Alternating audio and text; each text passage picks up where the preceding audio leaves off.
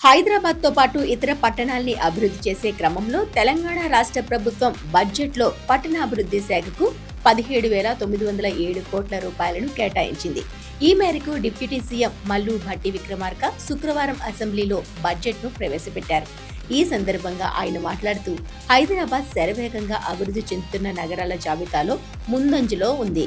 అయినా ప్రభుత్వం అక్కడితోనే ఆగకుండా తెలంగాణలోని ప్రతి పట్టణం, ప్రతి నగరం హైదరాబాద్ మాదిరిగా అభివృద్ధి చెందాలనే లక్ష్యంతో పనిచేస్తుందని వివరించారు.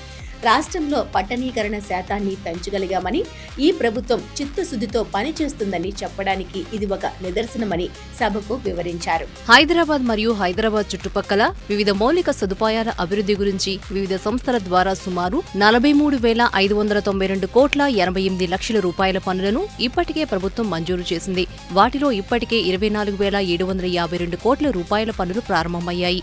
మిగిలినవి త్వరలోనే చేపడతారు. హైదరాబాద్ మహానగర ప్రాంతానికి ఔటర్ రింగ్ రోడ్ వరకు తాగునీరు, మురుగునీటి సేవలను హైదరాబాద్ మహానగర వాటర్ బోర్డు అందిస్తుంది. గోదావరి తాగునీటి ప్రాజెక్ట్, కొత్త రిజర్వాయర్లు, 39 మురుగునీటి శుద్ధి కేంద్రాలను మంజూరు చేశాం. వాటి నిర్మాణం వివిధ దశల్లో కొనసాగుతోంది.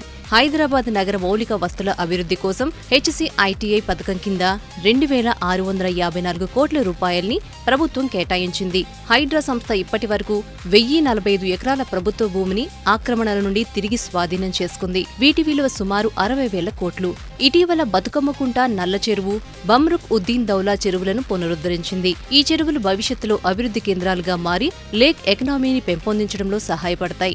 వర్షాకాలంలో వరదలను నివారించేందుకు కాలువలు, నాలాలు శుభ్రపరిచే పనులు చేపట్టారు. చెరువుల సంరక్షణకు CCTV వ్యవస్థలు ఏర్పాటు చేస్తున్నారు. నగర రవాణా మౌలిక వసతుల అభివృద్ధి కోసం HMDA పారడైజ్ నుంచి షామీర్పేట వరకు, పారడైజ్ నుంచి డైరీ ఫార్మ్ రోడ్ వరకు, ICC నుంచి శిల్పా లేఅవుట్ ఫ్లైఓవర్ వరకు ఎలివేటెడ్ కారిడార్లను నిర్మిస్తోంది. కురిమిద్ద వద్ద ఎకో టూరిజం ప్రాజెక్ట్, ORR ను RRR తో కలిపే రేడియల్ రోడ్ నిర్మాణానికి, రహదారి విస్తరణ, స్కై వాక్ వంటి అభివృద్ధి పనులు చేపడుతున్నారు. హైదరాబాద్ మెట్రో రైల్ సౌకర్యాన్ని పాత బస్తీకి విస్తరించడంతో పాటు మెట్రో ఫేజ్ 2 కింద కొత్త కారిడార్లు నిర్మించి నెట్వర్క్ను విస్తరించే ప్రణాళికను ప్రభుత్వం రూపొందించింది. పాత బస్తీ, శంషాబాద్ విమానాశ్రయం, హైటెక్ సిటీ దాటి ఇతర ప్రాంతాలకు మెట్రో విస్తరణ అత్యవసరంగా మారింది. మొత్తానికి బడ్జెట్లో ఈసారి రేవంత్ సర్కార్ మౌలిక సదుపాయాల్ని అభివృద్ధి చేయడానికి పెద్దపీట వేసింది.